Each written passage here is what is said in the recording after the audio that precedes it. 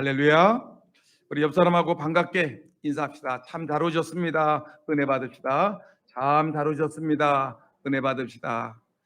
아무리 봐도 성도님은 복덩어리가 틀림이 없습니다. 시작. 아무리 봐도 성도님은 복덩어리가 틀림이 없으십니다. 그래서 사랑하고 축복합니다. 사랑하고 축복합니다. 아멘. 자유를 달라. 그렇지 않으면 나에게 죽음을 달라. 이런 말씀 많이 들어보셨죠? 여러분, 이 말씀은 패트릭 헨리라는 이 미국 건국 초기의 정치인 패트릭 헨리가 외친 연설 중에 하나입니다. 여러분, 이 연설, 자유를 달라, 그렇지 않으면 나에게 죽음을 달라라고 외친 이 짧은 이 연설이 사람의 마음을 감동시킨 것입니다. 그 당시 미국이란 나라는 영국의 식민지였습니다. 영국 사람들이 미국을 다스리고 있었는데 미국 사람들이 생각하기를 우리가 언제까지 영국 사람들의 통치를 받아야 되겠느냐. 영국과 싸워서 독립전쟁을 일으키자.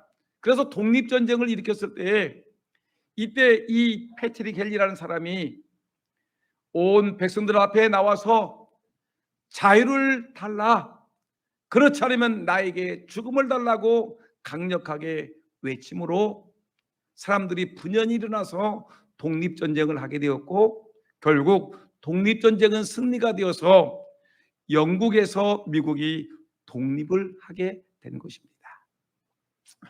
여러분, 이렇게 유명한 이 연설가 패트릭 헨리는 많은 연설을 해서 사람들의 마음을 감동을 주었습니다. 근데 이분이 또한 유명한 연설을 했는데 어떤 연설이냐면 그가 노년입니다. 자기의 재산을 이제 가족들에게 다 나눠주고 이제 연설을 하게 되었습니다. 이렇게 연설했습니다. 나는 이제 나의 재산을 모두 나의 가족들에게 다 양도했습니다. 나는 가진 게 없습니다. 그런데 나는 내 가족들에게 꼭 주고 싶은 것이 있습니다. 이것은 나의 그동안 가지고 있던 내 재산보다 더 소중하고 가치 있는 것인데 이것은 기독교 신앙입니다. 만일 저들이 이 기독교 신앙을 가졌으면 내가 저들에게 한 푼도 주지 않았어도 이들은 영원토록 부자로 살 것이고, 만일 저들이 내가 이들에게 주는 기독교 신앙을 갖지 않았다면 내가 저들에게 이 세상의 모든 것을 줄지라도 저들은 가난하게 살 것입니다. 이렇게 얘기를 했습니다. 여러분, 여러분들의 자녀들에게 여러분들은 무엇을 남겨주기를 원하십니까? 우리 자녀들이 어떻게 살기를 원하십니까? 내 사랑하는 아들, 내 사랑하는 딸들, 내 사랑하는 손주들이 어떤 모습으로 살아가기를 여러분들은 원하고 계십니까? 나는 예수 믿고 구원받아 천국 백성 되었고, 나는 이 땅에서 어렵고 힘들 때마다 하나님께 기도하고 예배하고 하나님의 도움을 받아 오늘 이만큼 잘 살게 되었는데, 내 아들, 내 딸들, 내 손주들은 하나님 알지 못하고 살다가 어려운 일 만나면, 힘든 일 만나면 세상 속에서 살다가 힘들으면 자포자기하고 술과 담배와 마약으로 인생을 망치며 살 것인가? 여러분, 우리가 한번 우리 자손들에 대해서 한번 깊이 생각해 보는 시간을 갖자는 것입니다. 여러분, 사실 요즘 우리가 살고 있는 이 시대는 자녀들을 양육하기가 참 힘든 시대입니다. 혼란스러운 시대이지요. 사람들의 가치관이 날마다 바뀌지요. 그리고 세상에 유혹이 얼마나 많은지 개인이, 가정이, 공동체가 순식간에 무너지는 혼란한 시대입니다. 하루가 멀다 하여 큰일들이 뻥뻥 터져나가니까 도대체 앞날을 예측할 수가 없을 정도로 모든 것이 혼란스럽고 가치관을 정립하기가 어려운 이 험한 세상입니다. 여러분, 이런 어려운 시대에 어떻게 우리 자녀들을, 우리의 다음 세대를 키워낼 것인가가, 이것이 매우 중요하다는 것입니다. 저는 오늘 이 시대 속에서 우리의 자녀들을 양육하기 위해서 이들을 어떻게 하면은 하나님의 자녀로 키워낼 수 있을 것인가라는 것을 생각하는 중에, 지금같이 혼란스러운 이 시대에, 역사의 전환 시대에서 다음 세대를 키우는 방법이 무엇인가, 우리의 아들과 딸들을 키워내는 방법은 도대체 무엇인가 한번 깊이 생각해 보게 되었습니다. 여러분, 이스라엘의 그 민족사를 한번 생각해 봅시다. 이스라엘은 모세를 중심으로 새로운 민족사를 일궈내게 되었습니다. 모세는 출애굽 1세대의 지도자였습니다. 이스라엘 1세대는 애굽에서 종살이하다가 모세의 영도, 하나님의 인도와 속에서 출애굽에서 이제 홍해 바다를 건너서 광야에서 살았던 광야 세대를 갖다가 출애굽 1세대라고 얘기를 하는 것입니다. 이들은 광야에서 생활했고 애굽에 종살이를 했었기 때문에 종살이의 서러움이 어떤 것인가를 아는 사람이었고, 배고픔이 무엇이고, 고난이라는 것이 무엇이고, 목마름이 무엇이고, 태양빛이 장렬하게 쏘을 때 그 아픔이 어떤 것인가를 이들은 잘 알고 있는 세대였습니다. 고난도, 아픔도, 괴로움도 겪었던 세대였습니다.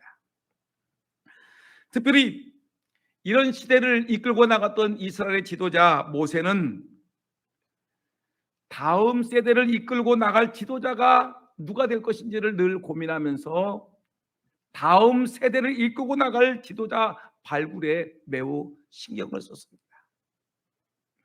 모세는 많은 사람 가운데 고르고 골라서 여호수아를 자기 후임자로 세우게 되었습니다. 그리고 여호수아에게 모든 권한을 위임을 했습니다. 여호수아야, 나는 얼마 있으면 죽을 거야. 내 생명이 천년만년 이어지는 것이 아니라 나도 때가 되면 죽을 것인데, 내가 갖고 있는 모든 권한을 받아서 이제 이스라엘 민족을 적과 꿀이 흐르는 가나안 땅으로 인도하여 달라고 요청을 하겠습니다. 여호수아는 모세의 권한을 위임받았습니다. 그리고 이스라엘 백성들을 적과 꿀이 흐르는 저 가나안 땅으로 인도해 드렸고, 그들을 그 땅에 정착시켰습니다. 여호수아는 분명히 훌륭한 지도자였습니다. 위대한 지도자였습니다. 그런 모세와 같이 모세가 홍해 바다를 가르는 것 같이 여호수아는 요단강물이 넘쳐 흐르는 그때에 요단강을 과감하게 넘어서 요단강을 멈출 수 있는 그런 위대한 지도자였었고요. 난공불락이라고 여겼던 그 여리고성을 하루에 한 바퀴, 그리고 마지막 날 7바퀴를 돌면서 그 여리고성을 무너뜨렸던 위대한 지도자, 그리고 아이성을 점령했던 위대한 지도자가 바로 여호수아였습니다. 그리고 7년 전쟁을 통해서 가나안 땅을 빼앗고 가나안 땅의 백성들을 정착시켰던 사람이 바로 위대한 지도자 여호수아였습니다. 모세가 여호수아를 키워서 여호수아가 이스라엘 백성들을 인도해 되었습니다. 근데 여호수아가 이렇게 훌륭한 지도자였고 대단한 민족의 지도자였음에도 불구하고 그에게는 엄청난 잘못이 있었습니다. 그것은 뭐냐면 바로 자기 뒤를 이어서 이 이스라엘 민족을 이끌고 나갈 후계자를 준비하지 못했다는 사실이 여호수아에게는 결정적인 큰 실수였다는 것입니다. 여러분, 여호수아가 천년만년 살아가는 게 아니지요. 여호수아도 때가 되면 죽을 것이지요. 오늘 성경 말씀 보니까 오늘 본문에 여호수아가 110세의 삶을 살다가 그는 결국 죽어서 장사 지내게 되었다라고 얘기하고, 여호수아와 함께 살았던 그 많은 장로들과 그 많은 사람들도, 그 세대 사람도 다 죽은 데에 장사 지낸 바 되었다라고 성경은 증언하고 있습니다. 여호수아도 죽었습니다. 그리고 여호수아와 동참했던, 하나님의 능력을 경험했던 많은 사람들도 이제는 다 죽어버렸습니다. 그래서 오늘 본문 10절 말씀 나오는데, 여러분 10절 말씀 우리 본문에 나왔는데 한번 다 같이 읽어볼까요? 시작. 그 세대의 사람도 다 그 조상들에게로 돌아갔고 그 후에 일어난 다른 세대는 여호와를 알지 못하며 여호와께서 이스라엘을 위하여 행하신 일도 알지 못하였더라. 성경은 말하고 있습니다. 여러분, 여호수아가 죽었습니다. 그리고 그 세대의 사람도 다 조상들에게 돌아갔다는 말은 죽었다는 것입니다. 근데 이 여호사와 여호수아에 함께 있던 사람들이 죽었다는 것은 부모가 다 죽었어요. 이제 부모가 다 죽은 다음에 그 다음 세대, 아들 세대가 왔고 손주 세대가 왔는데, 그 이후에 일어난 다른 세대는 여호와를 알지 못하여 하나님이 이스라엘 백성들을 위해서 행하신 일을 알지 못하더라라고 얘기했습니다. 여러분, 여기에 이 그 후에 일어난 다른 세대가 누굽니까? 여호수아와 그 시대의 사람이 죽은 후에 출현한 광야 후 세대, 가나안 세대, 신세대를 일컬어서 우리는 이 다른 세대라고 얘기를 하는 것입니다. 근데 이 새로운 세대는 하나님을 전혀 알지 못했습니다. 하나님이 천지를 창조하신 것을 전혀 몰랐습니다. 하나님께서 이스라엘 백성들을 택하신 것을 알지 못하고, 이들은 애굽에서 이들을 하나님이 구원하신 것도 알지 못하고, 하나님께서 이들을 이끌어서 10가지 재앙을 내서 홍해 바다를 건너게 하신 것도 알지 못했고, 뜨거운 태양이 장렬하는 중에 구름 기둥으로 이들을 보호하셨고, 밤이 되면 추운 겨울에 불기둥으로 이들을 인도하신 것도 알지 못했고, 반석에서 물을 내어서 그 사막에서 물을 먹이신 것도 알지 못했고, 그들이 40년 동안 하나님께서 만나와 메추라기로 이들을 먹이신 그 놀라운 기적과 같은 사건들도 이들은 알지 못했습니다. 여러분, 우리 어머니 아버지들은 하나님을 믿어서 천국 백성이 되었고, 어려운 일 당할 때, 힘든 일 당할 때, 고달픈 일 당할 때 하나님의 말씀으로 위로를 받았고, 하나님께 예배하고 기도하고 하나님의 은혜를 통해서 내가 그 고난과 아픔과 괴로움들을 이기고 승리하며 살아가는 그 영적인 경험들을 우리가 갖고 있는데, 내 아들들, 내 딸들은 하나님을 알지 못하니 구원받지 못하고 지옥에 가겠지요. 그렇게 소중하게 키웠던 아들, 딸들이 이제 지옥에 가겠지요. 어려운 일 만나게 되면 우리 어머니, 아버지들은 하나님께 나와서 눈물을 흘리며 금식하며 때로는 철야기도 하면서 하나님께 매달려서 그 문제가 해결되었지요. 근데 이 아들, 딸들은 하나님을 알지 못하니, 하나님의 능력과 권세를 알지 못하니, 이 아들, 딸들은 어려운 일만 조금만 만나면 낙심하고 절망하고 원망하고 세상 탓하다가 때로는 자살하는 사람이 생길 것이고, 때로는 인생 자포자기 하면서 술과 마약으로 인생 망치는 사람들도, 아들, 딸들도 존재할 것이라는 것입니다. 하나님을 모르니, 하나님의 권세와 능력과 하나님의 은혜를 알지 못하니 이 세상 사람들은 그렇게, 우리 아들, 딸들이 그렇게 살아갈 수밖에 없다는 것입니다. 여러분, 이렇게 하나님을 알지 못하는 세대가 등장했더니 어떤 일이 벌어지게 되냐면 14절 15절 말씀 우리 화면 뜰 텐데 볼까요? 14절 말씀 보겠습니다. 시작.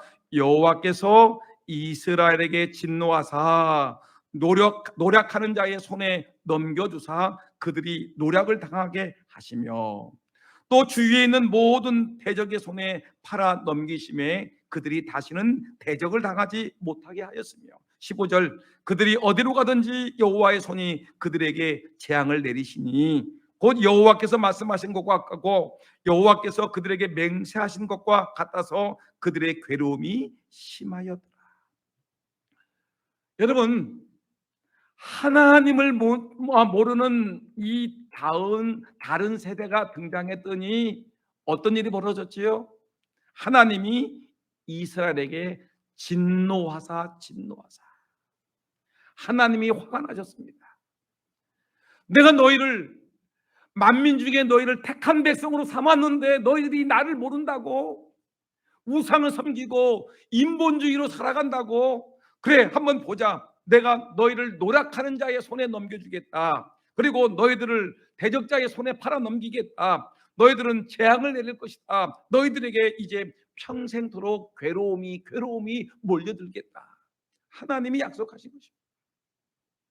여러분, 하나님의 은혜로 우리 부모 세대는 이렇게 은혜 받고 오늘 찬양대가 찬양했던 것 같이 모든 것이 하나님의 은혜로 이렇게 지금까지 잘 살아오고 지금까지 오늘 하나님의 은혜입니다라고 고백하며 살았는데, 근데 내 아들 딸들은 하나님을 알지 못하기 때문에 결국 이들은 하나님의 진노 아래 재앙을 받으며 하나님의 무서운 심판 아래 괴로움 속에 살아갈 것을 성경은 분명히 증언하고 있는 것입니다. 문제는 그들이 하나님을 떠났다는 것입니다. 하나님을 알지 못하다는 것입니다. 하나님에 대해서 배운 것이 없다는 것입니다. 여러분, 생각해보세요. 성경은 뭐라고 했냐면 하나님을 떠나게 되면 여러분 아무것도 할 수 없다고 했어요. 우리가 알고 있는 신약성경 요한복음 15장 5절 말씀 보니까 하나님이 뭐라고 했느냐면 이렇게 얘기했습니다. 너희가 나를 떠나서는 아무것도 할 수 없는, 이것이 사람의 말이 아니라 예수님께서 제자들에게 하신 말씀이 뭐냐면, 얘들아 너희들이 나를 떠나서는 너희가 아무것도 할 수 없느니라. 여러분, 우리 아들 딸들이 아무리 공부를 많이 했어도 재주가 좋아도 하나님을 떠나서는 성경은 말하기를 아무것도 할 수 없느니라고 말씀하고 있는데, 여러분 우리 자녀들이 어떻게 이 험한 세상을 살아갈 수 있겠습니까? 어떻게 살아갈 수 있겠습니까? 모세가 그래서 하나님을 떠나서는 살아갈 수가 없다는 것을 너무나 잘 알고 있기 때문에 자기의 후계자가 될 여호수아에게 오랫동안 그를 데리고 있으면서 하나님이 살아계심을, 하나님의 역사하심을, 하나님이 인도하심을 여호수아에게 전수한 것입니다. 가르친 것입니다. 그래서 여호수아에게 믿음을 심어줬어요. 믿음으로 살아가라.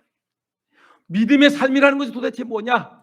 여호수아야, 오직 믿음으로 생각하고 오직 믿음으로 행동하고 오직 믿음으로 전진하는 삶을 살아가라. 이것이 모세가 여호수아에게 주었던 가르침이었습니다. 어려움을 당할 때, 홍해바다 건널 때 믿음으로 기도하라. 적군이 나타났을 때 하나님께 믿음으로 행동하고 믿음으로 전진하라. 여러분, 반석에서 물이 나올 때, 터질 때, 사람들은 먹을 것이 없어 행동할 때, 이때 하나님께 믿음으로 기도하고 믿음으로 행동하고 믿음으로 전진하라는 것이 모세의 가르침이었던 것이었습니다. 여호수아가 이것을 배웠어요. 아, 우리 선배들은 우리가 어려운 일 당할 때 하나님께 기도했구나. 우리가 하나님의 복을 받기 위해서는 하나님께 예배해야 되는구나. 우리가 힘들고 어려운 일 만날 때는 우리가 무릎을 꿇고 회개하고 하나님 앞에 나가는 것이, 이것이 살 수 있는 축복의 길이구나라는 것을 여호수아는 눈으로 똑똑히 보았고 자기 몸으로 경험하고 체험을 했습니다. 그랬더니 그가 어땠습니까? 그가 여리고성을 점령할 때 어땠습니까? 어땠지요? 하루에, 그래 하나님이 말씀하셨지. 하루에 한 바퀴씩 돌아라. 그리고 마지막 날 7바퀴를 돌고 함성을 질러라. 여러분, 이것이 세상 사람, 하나님을 알지 못하는 사람이라면 무슨 이상한 소리를 하는 거야 라고 그 얘기를 거절했었겠지만, 여호수아는 이미 모세를 통해서 하나님의 능력을 경험했기 때문에 하나님이 말씀하셨으면 그래 제가 하겠습니다 하고 순종을 배웠기 때문에 여호수아는 이스라엘 백성들을 이끌고 여러분 하나님이 하루에 한 바퀴씩을 돌아오겠습니다. 그리고 마지막 날은 여리고성을 7바퀴 돕시다. 그리고 마지막 7바퀴 시간에 우리가 와 하고 함성을 지르게 되면 이 여리고성이 난공불락의 요새라고 하는 이 성이 무너질 것입니다 라고 사람들에게 권면하고 외쳤습니다. 순종하라고 외쳤습니다. 하나님이 살아계셨다고 얘기를 했습니다. 그랬더니 놀라운 일이 벌어지지 않습니까? 순식간에 그 난공불락의 요새였던 그 여리고성이 와르르 와르르 무너지지 않습니까? 여호수아는 모세를 통해서 그거를 다 배웠습니다. 경험했습니다. 체험했습니다. 그리고 모세를 통해서 그것을 다 공부했기 때문에 가르침을 받았기 때문에 어려운 일 만날 때 하나님의 가르침에 순종했더니 모세가에게 역사했던 하나님이 자기에게도 역사한다는 걸 깨달은 것입니다. 여호수아는 홍해 바다가 갈라지는 것을 봤습니다. 모세가 어려운 일 당할 때 하나님 이 홍해 바다를 갈라달라고 기도했지 않습니까? 여러분 이것을 경험했던 여호수아 요단강물이 넘쳐 흘러가는데 이스라엘 백성들은 이 요단강을 넘어야 가나안 땅을 가게 되는데 요단강을 넘기 위해서 어떻게 합니까? 믿음으로 요단강을 넘어갔더니 요단강물이 끊어지더라는 것입니다. 경험했습니다. 여러분 이런 놀라운 경험을 자녀들이 했던 겁니다. 다음 세대들이 이 놀라운 경험을 본 것입니다. 함께 했던 사람들이 다 본 것입니다. 여러분 이렇게 하나님께서 철저하게 믿음으로 살아가는 법, 철저하게 모세를 통해서 어떻게 할 때, 어려움을 당할 때 어떻게 하게 되면 믿음으로 살고 기도하게 되고 하나님을 의지하게 되면 우리가 살아갈 수 있는 방법을 모세는 여호수아에게 하나씩 가르쳐 주었고 하나님을 알려준 것입니다. 그런데 여호수아는 자기가 그렇게 하나님을 경험하고 하나님의 은혜를 만났음에도 불구하고 아들과 딸들에게 가르쳐 주지 않았습니다. 다음 세대에게 전하지 않았습니다. 이 여호수아가 죽은 다음에 그리고 여호수아와 함께 했던 그 모든 장로들이 죽은 다음에 이 다음 세대들은 하나님을 알지 못했고 하나님의 역사심에 대해서 전혀 알지 못하는 다른 세대가 등장하게 된 것입니다. 여러분 다른 세대들은 하나님을 알지 못하니까 어떻게 했죠? 우상을 섬기게 되었죠. 그리고 인본주의로 우리 인간들이 어려운 일 당하면 적군을 만나게 되면 그냥 우리가 실력을 키워서 싸우면 되겠지, 안 되면 항복하면 되겠지. 여러분 이렇게 인간 중심으로 살아가는 방법만 배우다가 결국에는 여러분 사사시대에 접어들어와서 이스라엘 백성들이 350년 동안 적군들에 의해서 핍박과 고난과 죽음과 아픔을 당했던 사사기 시대의 어두운 세대를 만나게 된다는 것입니다. 여호수아가 자기는 은혜 받고 자기는 축복받고 자기는 잘 살고 하나님의 은혜를 경험한 후에 자기의 자손들에게는 믿음을 가르치지 않았고 하나님을 전해주지 않았고 하나님의 능력과 권세를 어려운 일 당할 때 이 세상을 이길 수 있는 방법을 우리 아들 딸들에게 전해주지 않음으로 말미암아 그 여호수아의 뒤에 이어진 아들 딸들과 그 후손들은 죽으라고 350년 동안 고생하는 세대가 되었다는 것입니다. 성경 히브리서 11장 6절 말씀에 보니까 성경은 이렇게 얘기했습니다. 믿음이 없이는 하나님을 기쁘시게 하지 못하나니 하나님께 나아가는 자는 반드시 그가 계시는 곳과 또한 그가 자기를 찾는 자들에게 상 주시는 이심을 믿어야 할지니라. 믿음이 없이는, 여러분 믿음이 없이는, 하나님에 대한 믿음이 없이는 내가 어려울 때 나를 도와주시는 하나님이라는 이 하나님이 도와주신다는 믿음이 없이는, 하나님을 예배하는 믿음이 없이는, 기도하는 믿음이 없이는 하나님을 기쁘시게 하지 못하나니, 이것이 제 말이 아니라 우리 하나님께서 우리에게 주시는 말씀, 하나님을 믿는 자들이 믿음이 없이는 하나님을 기쁘시게 하지 못하나니, 내가 목사고 내가 장로고 권사고 수십 년 동안 교회를 다니는 일꾼이었지만 내 아들 딸들에게 믿음을 심어주지 않으면 내 아들 딸들은 하나님을 기쁘시게 하지 못하는 자녀가 된다는 것입니다. 어찌하시겠습니까? 오늘 여러분들은 우리 아들 딸들이 좋은 직장에 다니니까 아주 좋지요, 껄껄거리고 아들 딸들 자랑하지요. 천만의 말씀입니다. 여러분들 자녀들이 아주 얼굴이 잘생겼고 아주 미남 스타일이라 아주 키도 큼직하고 아주 괜찮았게 다 여러분 참 좋다고 생각하지요. 믿음이 없이는 하나님을 기쁘시게 하지 못하나니, 여러분들 자녀들이 그 모양이라는 것입니다. 믿음 없는 자녀들, 하나님을 찾지 못하는 믿음 없는 자녀들이 하나님을 기쁘시게 하지 못하나니, 결국에는 여러분 여호수아가 죽은 이후에 그 다른 세대, 하나님을 알지 못하는 다른 세대는 결국 하나님의 진노하심 속에서 350년 동안 다른 민족에게 치이고 두들겨 맞고 감옥에 갇혀 있고 여러분 두 눈 아래 뽑히고 고통당하다가 결국은 지옥에 들어간 것입니다. 무엇이 그렇게 믿지 않는 자녀를 자랑하고 싶습니까? 무엇이 그렇게 믿지 않는 자손들을 그렇게 자랑하고 싶습니까?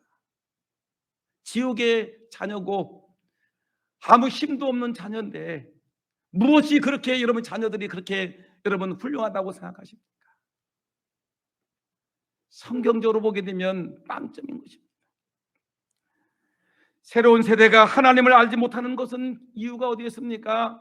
그것은 여호수아의 잘못이지요. 여호수아가 다른 세대, 그 다음 세대를 가르치지 않았기 때문에 그렇습니다.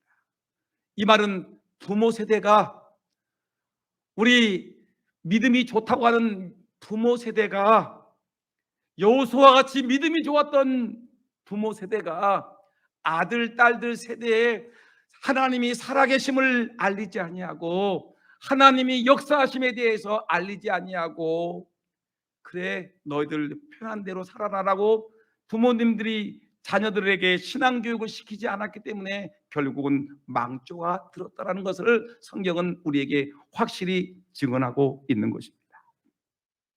그것을 현실적으로 한번 얘기해 볼까요?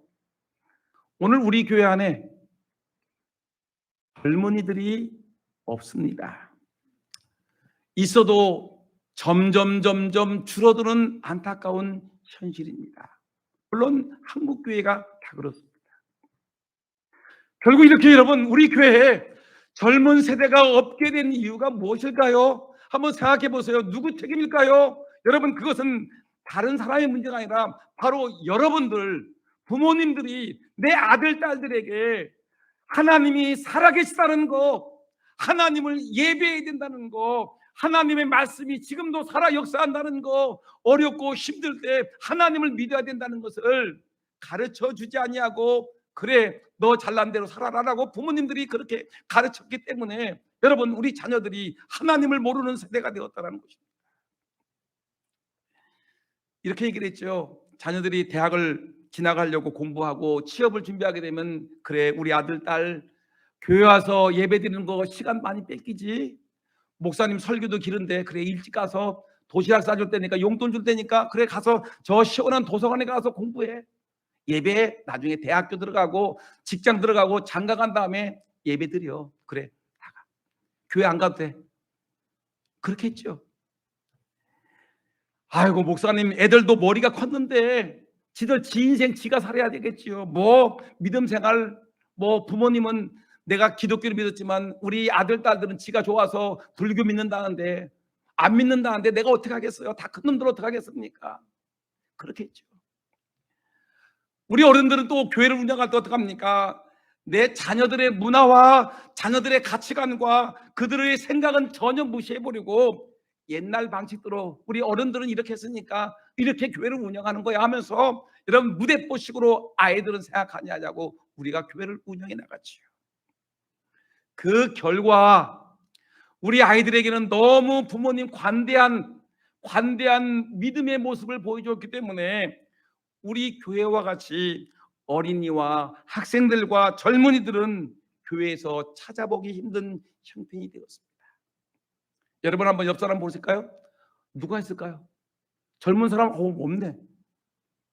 그래 저기 하나 있네. 성공이 하나 있네. 여러분 이거 어떻게 할까요? 저기 대형이 하나 있네. 여러분 어떻게 할까요? 젊은 사람이 없어요. 우리 교회 지난 5월 달 어버이 주일 때 우리 교회 70세 이상 되신 노인들을 개수해 봤더니 113명. 30년 후에 어떻게 될까요? 100세 이상 사신 분들이 몇 분이나 계실까요? 20대는 없고 30대도 없고 40대도 없는데 우리 교회가 여러분 20년, 30년, 40년 후에는 우리 교회는 어떤 모습으로 서 있을까요? 우리 아들, 딸들이 교회를 안 나오는데, 그렇다고 젊은이들에게 전도도 안 하는데 여러분 어떻게 하면 좋을까요?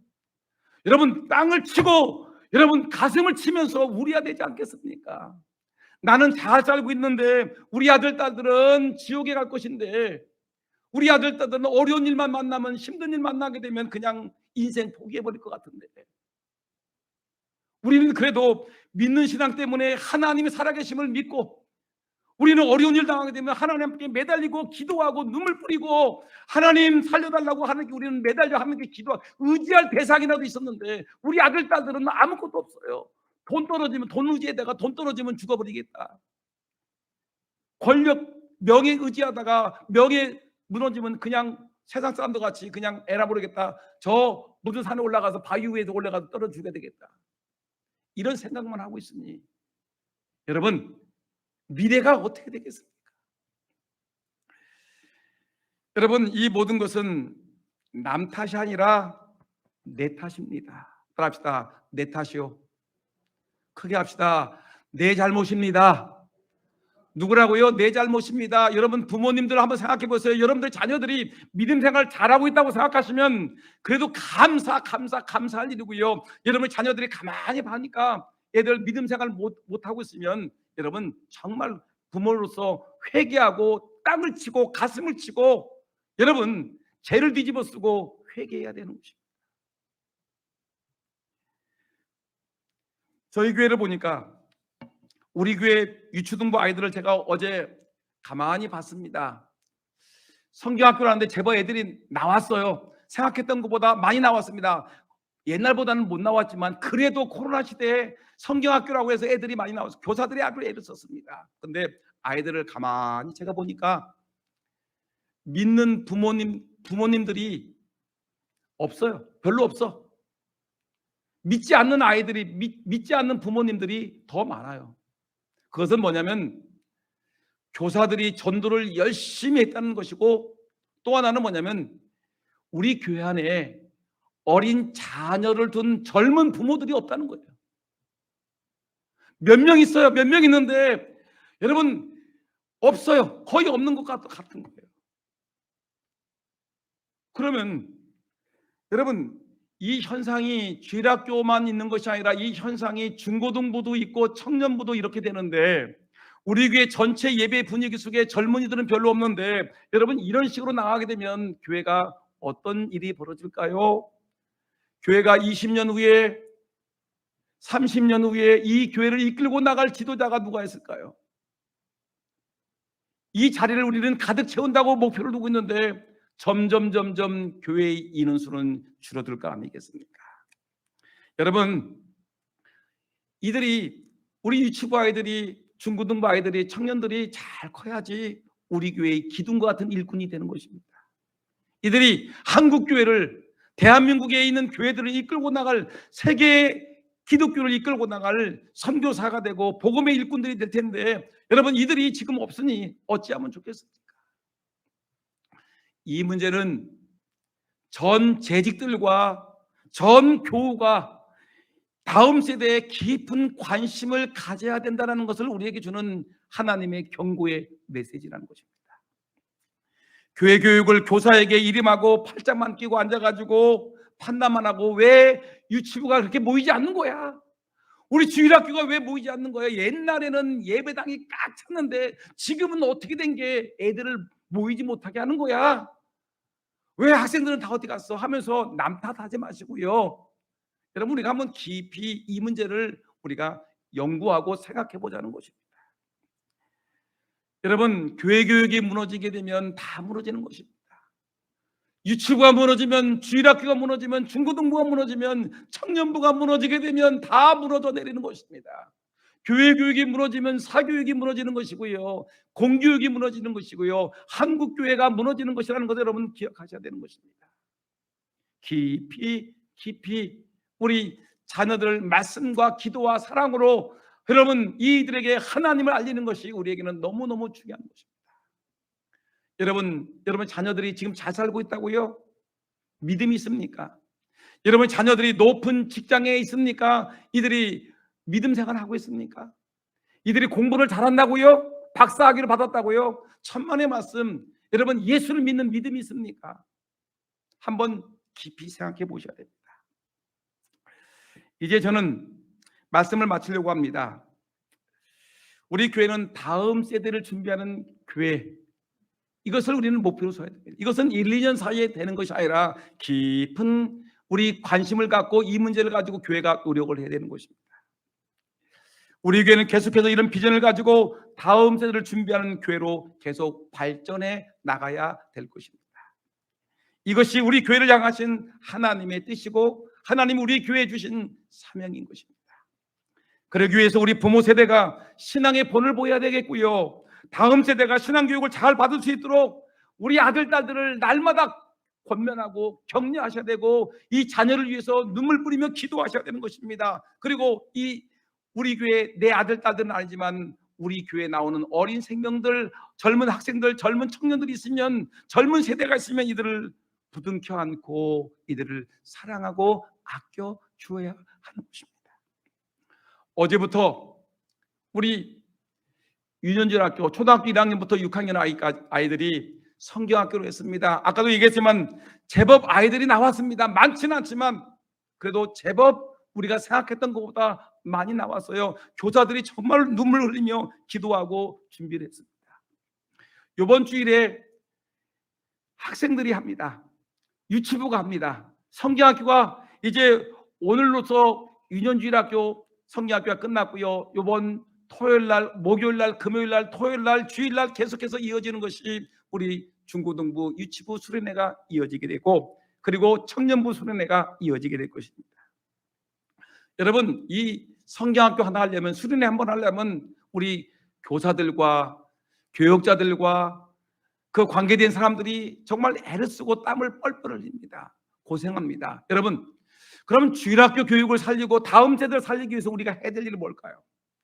격려하고 기도하고 사랑해 줘야 되겠죠? 그리고 일부러 좀 오세요. 일부러 좀 오셔서 교사들 수고하니까 교사들 수고하시지요 하면서 저기 국수집 가서 콩국수 하나 사주세요. 아멘? 대답이 없어요. 아멘 했어요? 사주세요. 아멘 하신 분 또 누가 했어요? 사주세요. 그리고 이번 성리학교 할 때 보니까 어떤 분은 목사님 옥수수 드릴게요. 옥수수 쪄드리는 사람이 있어요. 어떤 분은 오셔서 보조교사로서 봉사활동을 하셨고요, 어떤 사람은 교사들 수고하니까 내가 커피를 쏘겠습니다. 어떤 분들은 오셔서 후원금을 내주신 분도 있습니다. 어떤 분들은 성경학교 했어? 우리 교회 주일학교 모여? 라고 얘기하는 전혀 무관심한 분들도 계십니다. 여러분 어찌하시겠습니까? 우리 주일학교를 위해서 애쓰시는 우리 교사들을 위해서 여러분 차 한 잔 대접하는 거, 콩국수 하나 대접하는 거, 이들을 위해서 사랑으로 섬겨주는 거, 이거 매우 중요하지 않겠습니까? 이것이 우리 교회를 살리는 길이고 미래를 살리는 길이고 이것이 우리의 사명이고 소망입니다. 기도하겠습니다.